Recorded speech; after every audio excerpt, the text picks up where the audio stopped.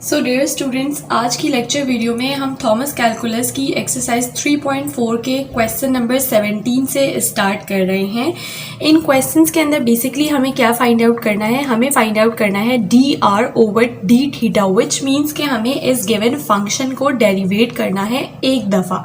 अब यहाँ पर D r over d theta find out करना है, जिसका मतलब हमें साफ साफ समझ में आ रहा है कि यहाँ पर हमारे पास जो वेरिएबल है वो है थीटा और जो आपके पास फंक्शन है वो है आर। सही, तो हम यहाँ पर फर्स्ट डेरिवेटिव फाइंड आउट करने जा रहे हैं, जिसके लिए हमें सबसे पहले बोथ साइड्स पे d theta, d by d theta को मल्टीप्लाई करवाना पड़ेगा।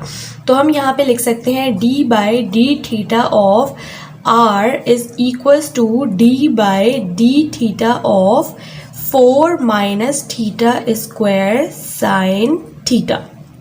सही, ये हमारा हर क्वेश्चन के लिए फर्स्ट स्टेप होगा।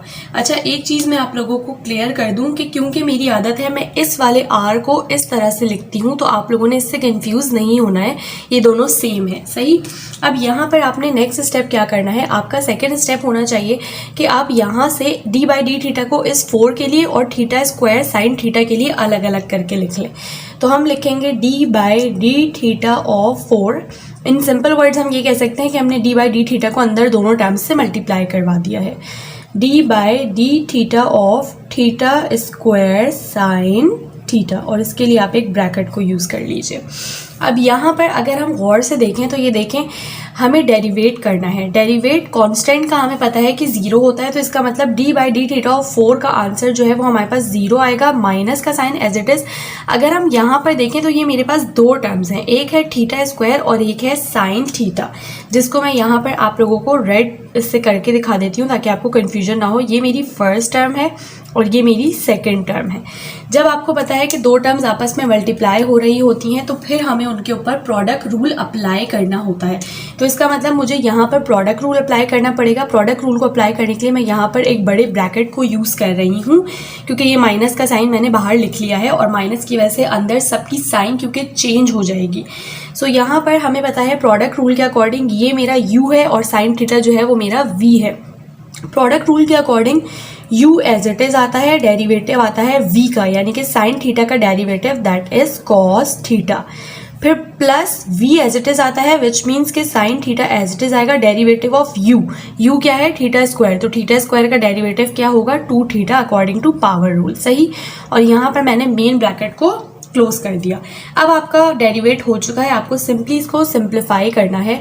तो यहाँ पर आपके पास ये हो जाएगा minus theta square cos theta और ये हो जाएगा माइनस 2 थीटा साइन थीटा। तो ये हमारा फर्स्ट क्वेश्चन था, जो कि बहुत सिंपल था। फर्स्ट क्वेश्चन यानी कि क्वेश्चन नंबर 17 था इस टॉपिक का, लेकिन टॉपिक के रिस्पेक्ट से ये फर्स्ट क्वेश्चन था। अब हम मूव करेंगे इसके नेक्स्ट क्वेश्चन की तरफ।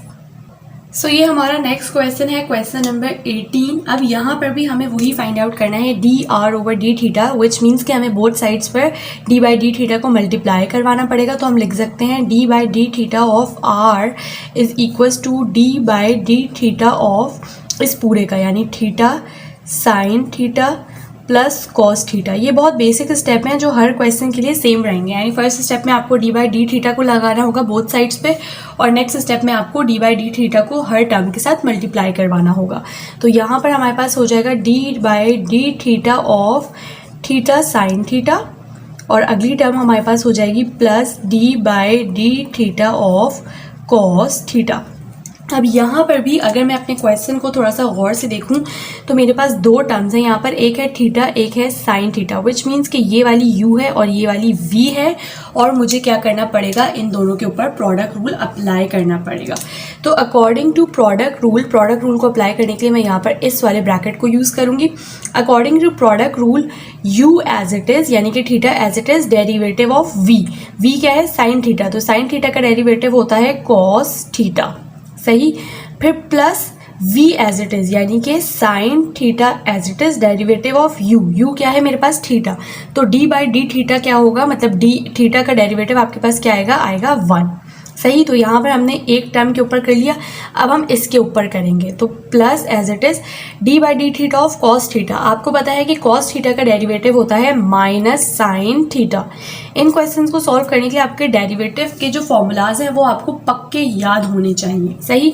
अब यहाँ पर आपने क्या करना है, सिर्फ और सिर्फ सिंप्लीफिकेशन करनी है। ये हो जाएगा थीटा कॉस थीटा, फिर ये हो जाएगा plus sine theta into 1 is equal to sine theta, और ये plus minus minus sine theta. Now you can clearly see कि एक पॉजिटिव साइन थीटा है, एक नेगेटिव साइन थीटा है, ये दोनों एक दूसरे को कैंसिल आउट कर देंगे और आपका आंसर बचेगा theta cos theta. So this is your answer for question number 18। So students, ये हमारा नेक्स्ट क्वेश्चन है इस लेक्चर वीडियो का, जो कि है क्वेश्चन नंबर 19। अब यहाँ पर भी हमें D r over d theta find out करना है, और अगर आप देखें तो हमारे पास फॉरन ही से जो टर्म दी है वो u इंटू वी, यानी कि दो टर्म्स दी हैं मल्टीप्लिकेशन की फॉर्म में, तो हमें u इंटू वी रूल लगाना पड़ेगा। इसका मतलब ये मेरा u है और ये मेरा v है। तो भाई before we start the question, मैं आप लोगों से रिक्वेस्ट करूंगी कि अगर आप लोग चैनल पर न्यू आए हैं तो चैनल को सब्सक्राइब लाजमी करें, और अगर लेक्चर वीडियो आपको पसंद आ रही है, समझ में आ रही है, तो मुझे कमेंट सेक्शन में ज़रूर बताएं, ताकि मैं मोटिवेट होकर विदाउट एनी गैप आप लोगों के लिए फर्दर लेक्चर वीडियोज़ लाती रहूँ। सो यहाँ पर आप देखिए हमारा फर्स्ट स्टेप क्या होगा। फर्स्ट स्टेप में हमें लगाना होगा d by d theta both sides पर, तो हम लिखेंगे d by d theta of r is equals to d by d theta of sec theta और कोसेक थीटा। अब हमें पता है कि सेक थीटा मेरा u है, कोसेक थीटा मेरा v है। तो अकॉर्डिंग टू प्रोडक्ट रूल, हमारे पास प्रोडक्ट रूल जब हम अप्लाई करेंगे तो प्रोडक्ट रूल के according u as it is, यानी कि sec theta as it is derivative of v, यानी कि कोसेक थीटा का derivative which is minus cosec theta cot theta. तो ये हमने यहाँ पर लिख लिया। फिर आता है प्लस का साइन, और उसके बाद आता है हमारा v एज इट इज, यानी कि कोसेक थीटा आएगा एज इट इज, और डेरिवेटिव ऑफ u यानी कि सेक थीटा का डेरिवेटिव जो कि होता है सेक थीटा टेन थीटा। तो हमने यहाँ पर लिख लिया सेक थीटा टेन थीटा। सही। ये हमारे पास हो गया है अगला स्टेप। अब हमें क्या करना है, अब हमें सिर्फ और सिर्फ क्वेश्चन को सिंप्लीफाई करना है, जिसके लिए आपको ध्यान देना होगा। तो यहाँ पर आप सबसे पहले इस सेक थीटा को अंदर मल्टीप्लाई कर लाओ, तो ये हो जाएगा minus sec theta cosec theta और उसके बाद फिर कॉट थीटा। फिर ये हो जाएगा आपके पास plus cosec theta sec theta और टेन थीटा। अब यहाँ पर अगर आप गौर से देखें तो आपके पास sec theta cosec theta cosec theta sec theta, ये टर्म कॉमन है। इस टर्म को आपने बाहर निकाल लेना है। तो बाहर निकालने के लिए मैं इसको लिख लेती हूँ कोसेक थीटा और सेक थीटा। सही। यहाँ से मेरे पास क्या बचा, ये माइनस और कॉट थीटा, तो हम लिख लेंगे माइनस कॉट थीटा, और फिर प्लस यहाँ से मेरे पास बचा है टेंजेंट थीटा। इसको हमने लिख लिया। अब आप लोग इसको फर्दर सिंप्लीफाई करने के लिए क्या कर सकते हैं, आप जो है वो कोसेक थीटा की जगह लिख सकते हैं 1 ओवर साइन थीटा। ऐसा ही है, तो मैं यहाँ पर लिख लेती हूँ 1 over sine theta into sec theta की जगह आप लोग लिख सकते हैं 1 ओवर कॉस थीटा। उसके बाद फिर यहाँ पर आप लोग क्या कर सकते हैं, यहाँ पर आप लोग लिख सकते हैं माइनस कॉट थीटा को आप लिख सकते हैं minus cos theta over sine theta. आई होप कि ये बातें आपको समझ में आ रही हैं। देखिए कोसेक थीटा जो है वो 1 ओवर साइन के इक्वल होता है, सेक थीटा जो है वो 1 ओवर कॉस थीटा के इक्वल होता है। इसी तरह कॉट जो है वो कॉस ओवर साइन के इक्वल होता है, और फिर प्लस टेंजेंट जो है वो हमारे पास किसके इक्वल होता है, साइन ओवर कॉस के इक्वल होता है। तो ये हो जाएगा sine theta over cos theta. सही। तो ये हमने नेक्स्ट स्टेप कर लिया। अब अगला स्टेप आपका क्या होना चाहिए, अगला स्टेप आपका ये होना चाहिए कि ये टर्म इससे भी मल्टीप्लाई हो और इससे भी मल्टीप्लाई हो। तो हम इस टर्म को मल्टीप्लाई कर लेते हैं। ये हमारे पास हम एक साथ लिखते रहते हैं 1 over sine theta cos theta. इसको हम पहले इसके साथ मल्टीप्लाई करवाएंगे, तो इसको लिख लेते हैं minus cos theta over sine theta. फिर प्लस इसी सेम टर्म को हम इससे मल्टीप्लाई करवाएंगे, तो ये हो जाएगा 1 over sine theta cos theta into sine theta over cos theta. सही। अब यहाँ पर आप देखें कि ये कॉस इस कॉस से कैंसिल आउट हो जाएगा, ये साइन इस साइन से कैंसिल आउट हो जाएगा, और आपके पास बच जाएगा 1 ओवर माइनस, ये वाला माइनस भी है, 1 ओवर माइनस 1 ओवर, ये देखिए sign theta into sine theta will become sine square theta. फिर प्लस 1 यहाँ से बचा और डिनोमिनेटर में cos theta into cos theta will become cos square theta. तो यहाँ पर अब आप लोग एक और स्टेप कर सकते हैं जो मैं यहीं पर कर रही हूँ क्योंकि मेरे पास स्पेस नहीं है।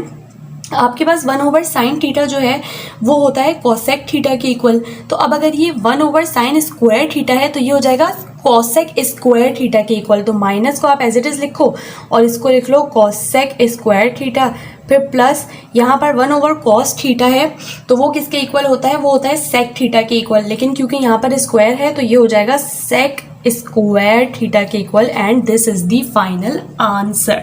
सो आई होप कि ये क्वेश्चन समझने आप लोगों को ज़्यादा मुश्किल नहीं हुई होगी। क्वेश्चन बहुत आसान था, सिर्फ और सिर्फ इसकी सिंप्लीफिकेशन में आपको दिमाग लगाकर सॉल्व करना था। सो क्वेश्चन नंबर 19 भी कंप्लीट हो चुका है। अब हम मूव करेंगे लास्ट क्वेश्चन इस लेक्चर वीडियो का। तो ये हमारा लास्ट क्वेश्चन है।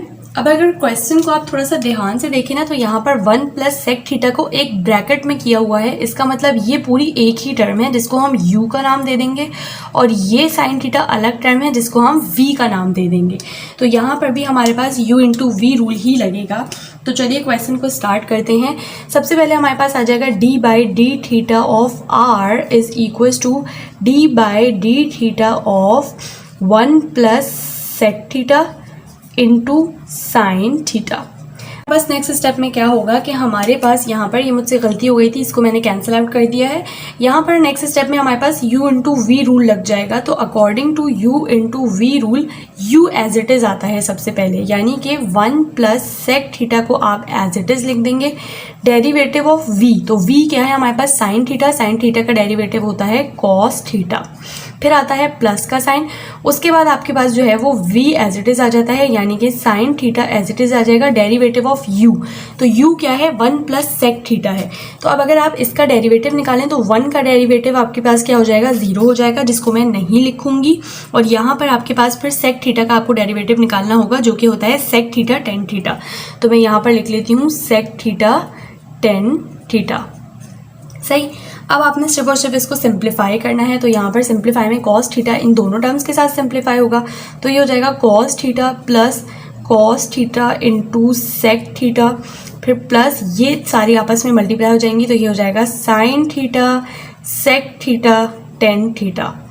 अब आपने क्या करना है, अब आपने सिर्फ और सिर्फ कैंसलेशन करनी है। तो कैंसलेशन करना भी यहाँ पर बहुत ही ज़्यादा आसान है। देखिए यहाँ पर आप क्या कर सकते हैं, कॉस थीटा प्लस यहाँ पर है कॉस थीटा, इसको आप लिख सकते हैं 1/cos थीटा। सेक थीटा की जगह आपने लिख दिया 1/cos थीटा, प्लस यहाँ पर आप क्या कर सकते हैं, साइन थीटा को आपने एज इट इज़ रखा, सेक की जगह आप लिखें 1/cos थीटा और टेन की जगह आप लिखें sine theta over cos theta. तो यहाँ पर हमने लिख दिया sine theta over cos theta. सही है। अब आपने कैंसिलेशन करनी है। तो अब कैंसिलेशन देखें, यहाँ से कॉस थीटा कैंसिल आउट हुआ, यहाँ से आपके पास जो है वो कुछ भी कैंसिल आउट नहीं हो रहा। तो यहाँ पर आप देख सकते हैं आपके पास बचा है cos theta plus 1 plus sine square theta over cos square theta. ठीक है, तो हम लिख लेते हैं sine square theta over cos square theta. Answer यहाँ पर भी आप छोड़ सकते हैं, लेकिन अगर आप बुक के आंसर के अकॉर्डिंग इसको करना चाहते हैं तो उसके लिए आप यहाँ पर लिख सकते हैं कॉस थीटा प्लस 1 प्लस, देखिए हमारे पास टेंजेंट जो है वो साइन ओवर कॉस के इक्वल होता है। तो अब क्योंकि sine square over cos square है तो ये किसके इक्वल हो जाएगा, ये हो जाएगा टेंजेंट स्क्वायर थीटा के इक्वल, और यही हमारा आंसर है। अब नहीं, एक सेकेंड, अब नेक्स्ट स्टेप में आप एक और काम कर सकते हैं। वो क्या कर सकते हैं, आपको पता है कि 1 + टेंजेंट स्क्वायर थीटा जो है वो किसके इक्वल होता है, ये इक्वल होता है सेक स्क्वायर थीटा के। सही है। तो आप यहाँ पर लिख सकते हैं कॉस थीटा और इस पूरी टर्म की जगह आप लिख सकते हैं plus sec square theta and this is the final answer. So students, I hope कि ये चारों क्वेश्चंस आप लोगों को समझ में आ गए होंगे। अगर कोई क्यूरी है आप मुझसे कमेंट सेक्शन में पूछ सकते हैं। अगर लेक्चर वीडियो आप लोगों को अच्छी लगी है तो मुझे कमेंट सेक्शन में मोटिवेट ज़रूर करें ताकि मैं आप लोगों के लिए डेली बेसिस पर लेक्चर वीडियोज़ अपलोड करती रहूँ। एंड आई होप कि चैनल को तो अब तक आप लोगों ने सब्सक्राइब कर ही लिया होगा।